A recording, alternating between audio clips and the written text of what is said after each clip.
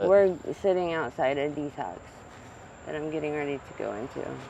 And we found this spot kind of off to the side.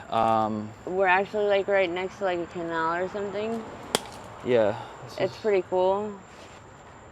What made you get to making the decision to go to Detox today? I was just pretty much to the point of being sick and tired of being sick and tired. I'm just like, I'm so tired of like waking up and having to like do everything to go get fentanyl because I'm sick. And then, but besides that, first I have to have crack first. It's gotten to the point where I have to have crack before I have Betty. And I'm just tired of everything that I gotta do with the lifestyle to get it. I'm just tired of all of it. And I'm tired of it breaking up the relationships with my family and myself. And You told your mom that you were going to Detox today? yeah, I've told my mom that I'm going to Detox probably like 15 times in the past couple of months. But this is your first time actually going? Yeah. So what was her reaction, or is she a little bit like skeptical? She's like skeptical because I've lied to her so many times about it, but I think like I feel like she kind of like felt something was different. I hope, but she's gonna know anyhow. She knows through progress with me. She knows when I'm doing good and when I'm fucking up. And how long has this run been going? A long time, like since my kid's dad died, probably about 4.5, 5 years, probably straight, almost straight. I've had some week or maybe a month max sober. Yeah. And what are your drugs of choice today? Fentanyl, crack. I like a Xanax here and there. I try not to take a lot of Xanax because if I do, I end up passed out robbed somewhere. And right now, how much do you spend a day on drugs? I spend probably about, I get about $40 in fentanyl first run and about 30 in crack, and then I go back for about probably 40 in crack, 30 in fentanyl. So I don't know, I'm not good at math. Over $100 a day for sure. Absolutely. And how are you feeling about going into Detox right now? I am very nervous. Can you talk about why you're nervous? I'm nervous because I've done this so many times and I always seem to not get it and I fail at it. What has caused you to fail in the past?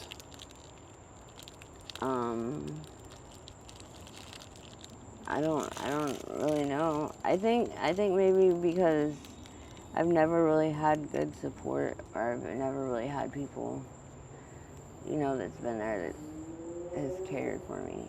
Because when my kid's dad was alive, I had 2 years clean before. I had a decent amount sober with him, You had 2 years clean and then he passed? Yeah, he passed after that. And then that's what caused you to kind of go down this road again? Yeah, that's what caused me to go really down. Are there things that you are afraid to face in sobriety? Probably, yeah. A lot of things. Yeah. There's a lot of things that I know I need to work on. And I know I'm gonna find out that I need to work on about myself. I know that I need to work on a lot about myself. And I need to learn to love myself more. What are your plans? And this might be thinking too far ahead. I know it's like a day-to-day thing, but ideally, what would you like to do after Detox? Here, let me take this hit real quick. Okay. I'll show you. Yeah, so I was thinking these were my plans in my head. detox, and then rehab, and then hopefully housing or some type of sober living, you know, and then from sober living housing, or detox, and then a shelter with a methadone program. But I don't think that that's a great idea for some reason. I'm thinking that the shelter is not going to be the best idea because of my surroundings. Well, this place I think will give you a lot of good options. Yeah, I think I'm going to get get into the resources. recovery community, and you know, be around other people who were where you are right now and have overcome it and can support you. And then you have us too. Yeah, I know. I'm grateful for y'all too. And I know that like when I get sober, I need to work a program. Mm-hmm. And I need to have, I have to build a schedule for myself, you know, like I have to get, like when I'm sober, I have to get like my shit together, get my life together, like wake up and like do things, like wake up, drink coffee, and like read a reading, and then go do something productive. Like I have to have some type of routine, I guess. You know what I mean? Yeah, and that'll form. Yeah. Along the way, you know. But and as far as my goals, okay, so I want to do the rehab thing, and then you know sober living, and then sober living. I want to start my GED because I took my GED and I just failed my math. But it was in a different state, so I don't know what I got to do to get it. But I want to get my GED so I can go to school online. But I don't know what for. But I know. I've done the college before and I loved it. Well, and in the car you were talking about working in the treatment center environment, so you could become like you know, you could be a peer support or something, right? Is yes, that what it's called? That's the word. Yes. Yeah, I wouldn't mind doing that either. But the thing is, like, I haven't worked a real job because when I get sober and I start being around people, I get really bad anxiety. But this will be different because you'll be around people just like you. I know. I don't know, so I don't know how that'll be. And don't overthink it. You know, it will work out, and you know, God is in this. I don't know where you stand with that, but there's definitely a power out there that wants every human being to be the best they can be. And when you start fighting towards that, it'll back you up. Yeah. I was really messed up with God after my kid's dad died. I didn't stop messing with him, but here lately, I've actually built a relationship with him. It's gotten a lot stronger. Like I've started to pray, and I've started to see how he's like working in my life. And things have been changing in my life as, you know, that's been happening. It's kind of been weird. Well, yes, he's definitely there. Yeah. You know. Yeah, he definitely is there. I've known he's been there the whole time. And maybe you were just upset and angry. I was just angry at him. Sometimes these things have to happen to shape us into who we're meant to be, you know. Maybe being here right now and going into this facility right now will open a door to you being able to do something you never would have imagined you could do. I hope so. Because I always like, ever since that happened and he passed away, I always wondered like why did God keep me alive, you know? Because I almost died. I was out for 3 days after that. I should have died too. Like, I just never wondered why he kept me alive. So maybe I'm going to find out. I hope. So let's talk about the last fix, because that's something that I encounter a lot when taking people to detox or treatment. You know, they always want the one last fix. Well, I don't know. Like, usually when I go to detox, I'm always like trying to get Xanax and shove them up my hoo-ha so I can take them in and, you know, like take them while I'm in there. But I haven't even thought about doing that because I don't really want to. That's good. You have a different mentality about it. Yeah, on that part. But as far as the last fix, I don't know. I have a little bit of crack left and a little shot that I'm going to do, and then I guess, I mean, that's it. I'm really not too worried about the last time that I do it. I'm kind of over it, you know. I'm kind of sick. I know I'm sick of shooting myself up. The last video where we really talked was that in the Bandit with Brittany. That was about, what, like 4 months ago? So what experiences have you had in the past 4 months leading up to today? Oh, wow. Well, I've been pistol whipped by somebody, which was just bullshit, because he thought that I said the N-word, and I did not. And I really should have called the police on him, but I don't call cops on anybody because they don't make shit better, I don't think. But I've been pistol whipped. I've been pretty much forced to like have sex with somebody, or else if I don't, when I see them, they'll just like take everything I have or put their hands on me, whatever. There's nothing I can do about that situation. So I quit going out at night, really. and I've been avoiding certain places because of this person. I'm not going to say any names, but when I see him... He's a local of that area? Yeah. And, you know, I don't know what, he's a big guy that I can't do anything. And I'm not going to go to the cops, they'll make it worse, you know. So I stay out of certain spots. I try not to go out at night. I sold a guy a fake Rolex for $120, and he deals crack. And he thought he was going to get a real Rolex for $120. And then he harassed me for the $120. Harassed me, and I paid him back. And he still thinks I owe him $20, but he harassed me literally. Like, I paid this guy back by 20 there.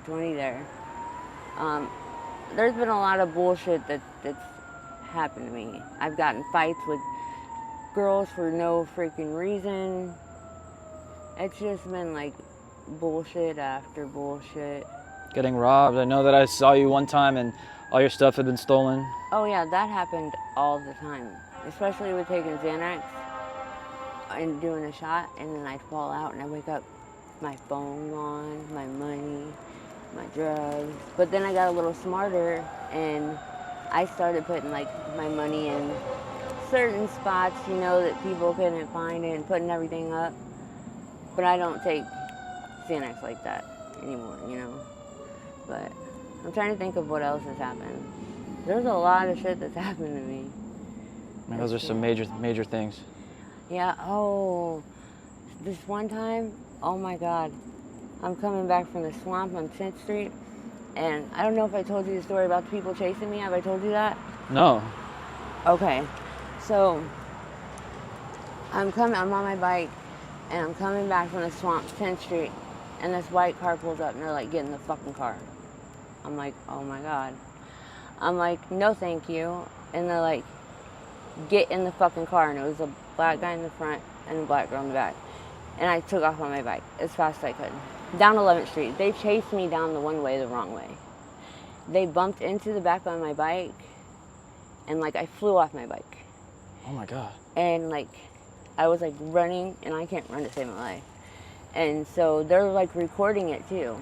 They're recording it? They were recording it, and it really didn't like... I think you did tell me about this. Yeah. Did I tell you on video? No. No, okay, so... And I wasn't thinking about them recording it, but they were like really trying to like grab me and shit, you know? And like... Kidnap you? Yeah, they were trying to get me in their car. And like... And then the guy across the street was like, if y'all don't stop, I'm calling the police. And they were like, we're just fucking with their... They got in the car and they left. And went to the street over where my friends were. And they pulled back up and tried to get me to get in the car. Chasing me. Oh, none of my friends did anything. And so then I got on my bike and I went to the 12th Street store as fast as I could. I was screaming. I went to the 12th Street store. The guy came in. He was like, hand her over. I went behind the counter, and the guy handed me over. And then somebody, a dealer I knew, came out from the back, and I was like, help me. And he's like, they're just fucking with you, right? And looked at the dude, and they stopped. Then they put it on TikTok, and they tried to say they were just fucking with me. They were not just trying to fuck with me. They were really trying to kidnap me, you know? I knew when somebody's trying to kidnap. I knew, I could feel it, you know? But they recorded it too, I guess, just to, you know, make it look like, I don't know what the deal was, but somebody I know made them take it down. But it was very fucked up. That's incredibly disturbing. I didn't get in cars for a while after that. It fucked my money up and everything, you know? It was a very traumatic situation for me. You don't fuck with somebody like that. These are heartless, soulless people. Yeah, they thought it was funny. You don't fuck with somebody like that. And if I would have gotten in the car, I feel like they would have did something very horrible to me. You know? I know when they're trying to do something, you know? Yeah. Thank God nothing happened. Yeah, thank God. Yeah, maybe they were recording it, but they could have been recording it for their purposes that they, like, get off on that shit or some shit. You know what I'm saying? Yeah, some weird shit. Some weird shit, because they, yeah. But, yeah. So, yeah, and then it really fucked my money up because I couldn't get in cars. I was so scared. Because I'm like, that shit can really happen. Somebody can really, you know? It's happened. People have been kidnapped that I've known. I know. Like, it's crazy that there's these people are out there that really do that shit. It's crazy. Yeah, like I could get in a car anytime with a guy, and nobody could ever see me again because they don't know. They don't see me get in the car. You know? It's very dangerous. You know? You can get robbed at any moment. I walk around with money on me, but I keep it put up. You can get raped. You can get beat the fuck up, and the cops ain't gonna see it. Nobody's gonna see it. Nobody's gonna help you. Especially there, nobody gives a fuck, and they're not gonna help you. You know? It's very heartless to be out on the streets. If you don't have somebody, and you're alone, you better have some type of protection or something, because you're gonna get, at some point, you're gonna get fucked up. For sure. So this is what you have left. This is my last of my last. It's a little bit of crack and a little bit of fatty. That's the last that hopefully I ever do. And I'm fine with that because I'm fucking sick of this shit. Like, so sick of it. Like I used to like be like, oh, I want to go get high, but I don't want to get high no more because it's ruining my life, literally. Like, it's taken everything away from me. It's taken myself away from me. Like, I'm not me anymore. What parts of yourself do you think you've lost along the way? Well, I know that I have not lost, like, my kindness. I'm still pretty kind and genuine. I'm still a good person. It just made me more harder and a little bit more soulless, you know? You can heal from that. Yeah, I can heal from it. I can come back from it because it didn't take me all the way. That's for sure. I'm not a lost cause, and I'm not like some of them out there, you know? Oh, I believe everyone has hope. Yeah, everyone has hope, but some are a bit deeper than others. Some are really further out there. Do you think that you have, through your time as an active addiction out on these streets of Miami, or anywhere that you've been really, that you've experienced pure evil? Pure evil? Yeah.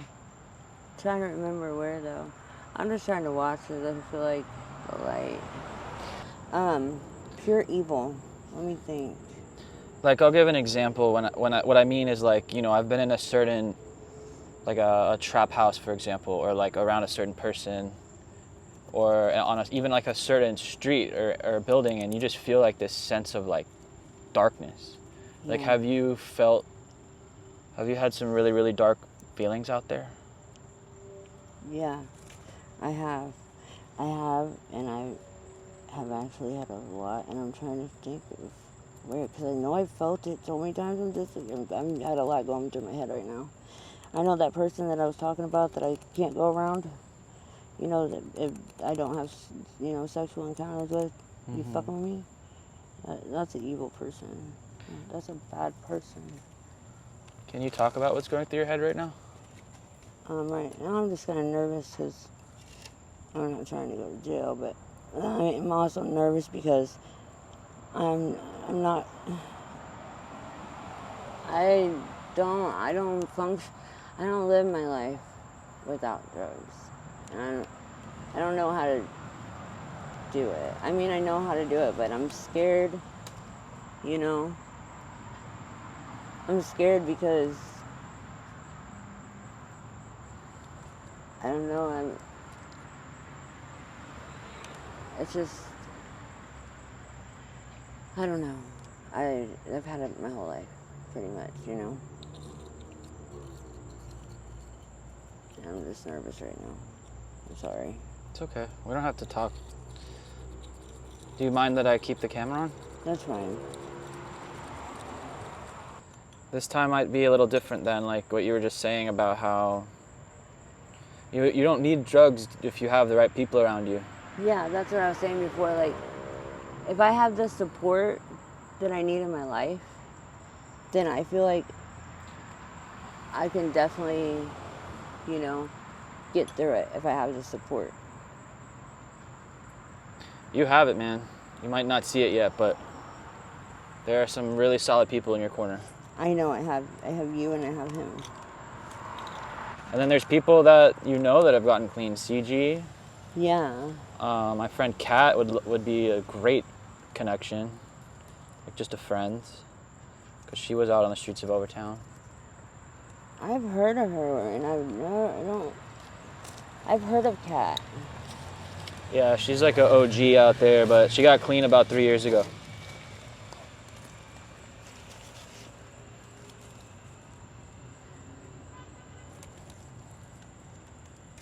Okay.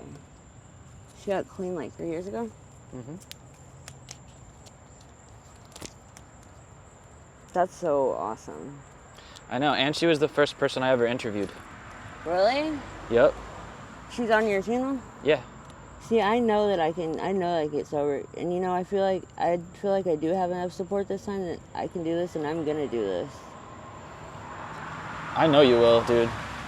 And another thing, it's different this time. It is different because, like, I'm feeling different about myself. Like, I'm starting to know my worth. Like, you have a lot of worth, dude. And you know the weird, crazy part about it? I started feeling my worth through tricking. That was my last one. And it wasn't shit. But I'm so sorry. I feel like an asshole.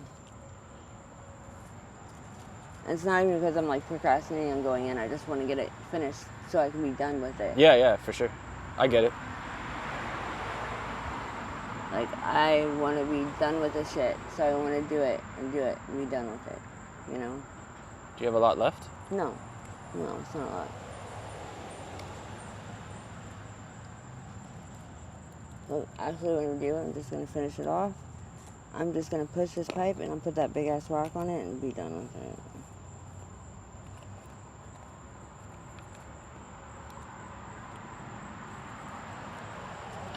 Are there other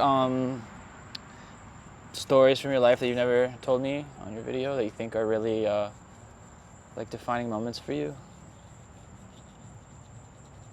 I don't think I've ever asked you what your happiest times in your life were. Like, what's your happiest memory?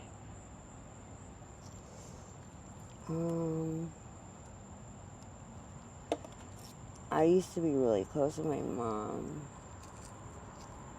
Yeah? My mom was like my best friend. She's still my best friend. But we just have a different relationship.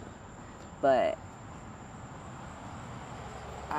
me and my mom used to be so close, and it was crazy, but we'd go out to bars and like drink and shit together. I know that's not the perfect mother-daughter thing to do, but we used to have so much fun. So that was the one really happiest thing in my life. Another one, my second kid's dad, he made me so happy. Like, we had the greatest relationship ever. Like, we didn't really fight. We could sit there and talk for hours about everything. He just genuinely loved me, and I genuinely loved him. He was like my soulmate. We were soulmates. That's why I couldn't understand why God took him away from me, you know?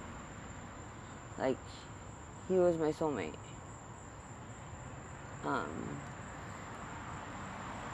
So he made me very happy all the time. We only got about 5 years together, but he made me very... Where'd you meet him? How'd you meet him? I actually met him like on a drug run. Oh, he used as well? Yeah, he did use as well. But even though he used to, we were still like extremely happy, you know, together. But you guys got clean together at one point? Yeah, we did get clean together. We got, the 2 years is when I was with him. For anyone watching this video for the first time, how did he pass away? We were coming back from, because my daughter got taken away in Missouri. We used to live in Missouri, and then we moved to Kentucky. And so my daughter got taken away in Missouri, and we lived in Kentucky. So we had to drive from Kentucky to Missouri to visit our daughter. And we were coming back from visiting her, and it was like kind of cold outside, and it was kind of cold. So we stopped at a gas station. We were really tired. We did meth the night before. We took some Xanax gabapentin, so we passed out with the car running. And I was the one that was driving. So I passed out with the car running. And it's fucked up because right before he died, we didn't have enough money for food. So he died hungry. And like we kind of argued a little bit, but I try not to think about that. But what was his name? Anthony Lloyd Babs. It's also my son's name. I have a son named same name after him, but he got taken away. He said. Did you guys have a child together? We had 4 children together. You and Anthony? Yeah. But I fell asleep in the car running, and there was an exhaust leak in the car, and the carbon monoxide from the exhaust came in through the vents because the heat was on, and it turned my toes black because carbon monoxide, when it hits you, it goes to your smaller cells first, so it starts at your toes. Yeah, you showed your foot in the first video. So, you know, I woke up in the hospital. They told me, ma'am, you know, I said, where's Anthony? Where is he? You know, he died, and we have to cut your toes off. They just said it flat out like that? Yeah. They said, he's dead. And ma'am, your toes are black, so we have to amputate them. I said, what? The fuck? I was just like, no, that's not what happened. I was like, I need to know where he's at, and you couldn't believe it. No, and I was like, no, there's no way. I was like, I was just like, he's not dead. I talked to my mom, and when she told me, like, I just lost everything in my whole heart in life. I was so depressed. All I did was cry all the time. Like, I hated it. I hated my life. I would, like, I'm going to cut this short, but that's how he passed away, because we were in there for 4 hours. The carbon monoxide killed him, but it didn't kill me. Like, I was out for 4 days afterwards, but it didn't kill me, you know? But,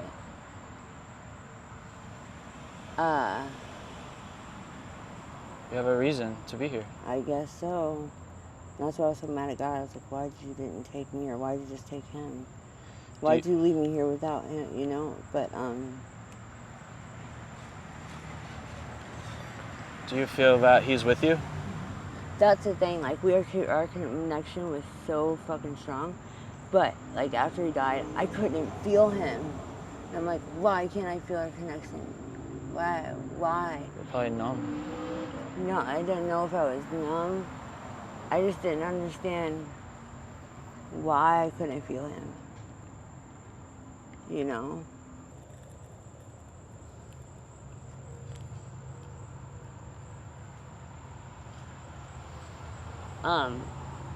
Is there anything else you'd like to say? That was the same fucking car. I think you're just paranoid, man.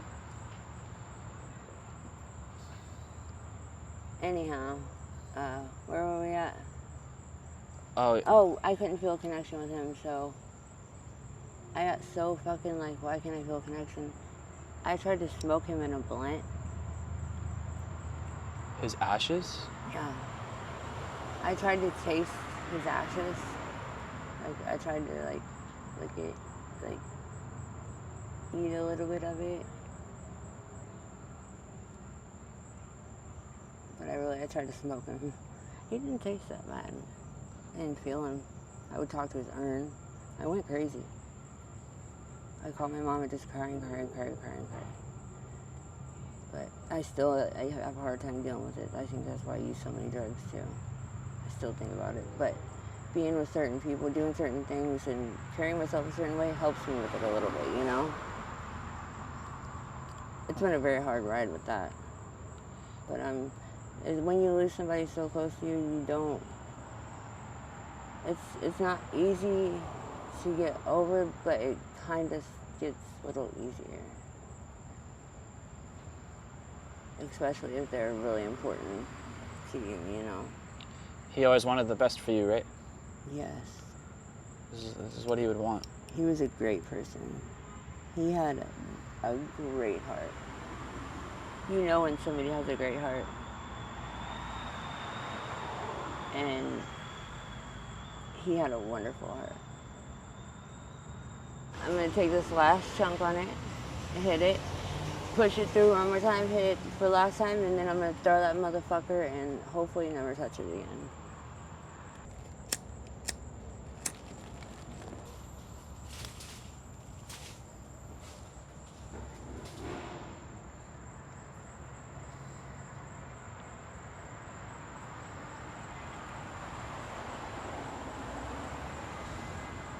Alright.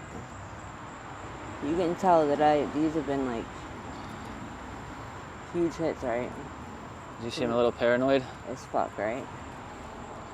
I'm so ready to toss this bitch. Look at it though. What does that mean? That's a lot of crack in there. It's so resin. That's a lot.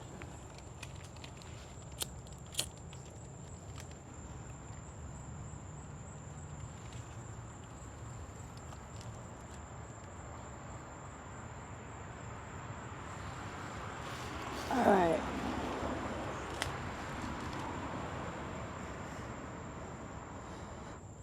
Alrighty.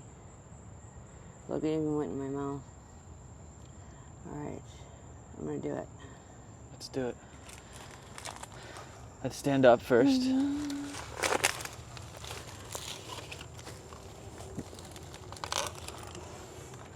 We have the water right here. Oh.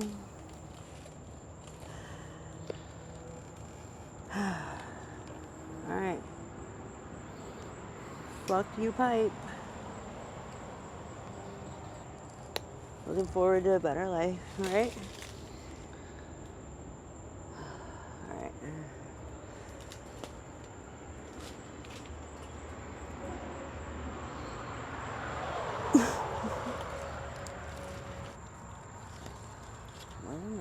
Oh, I got my phone. Oh yeah, okay, so this is a before sobriety, and I'll be doing it after when I'm sober.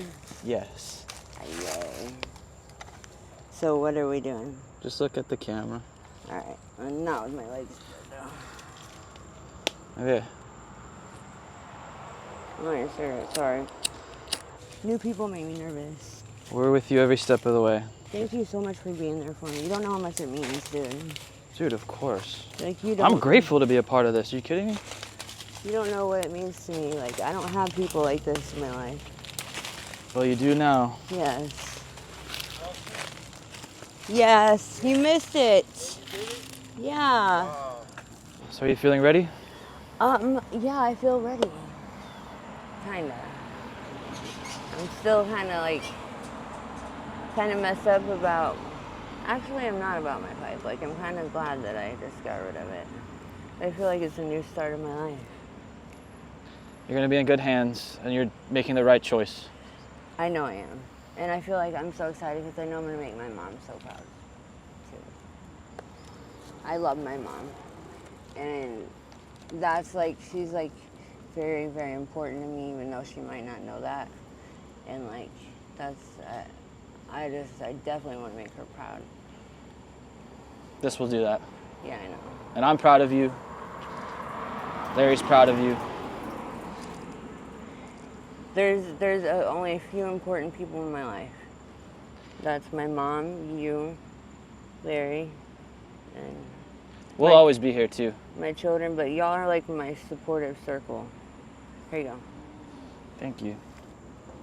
I can't wait to do a sobriety update after this. I know, I'm excited about that one. And I'll look so much better. I'll be thicker. And when I get sober, I start piercing my face. I do piercings.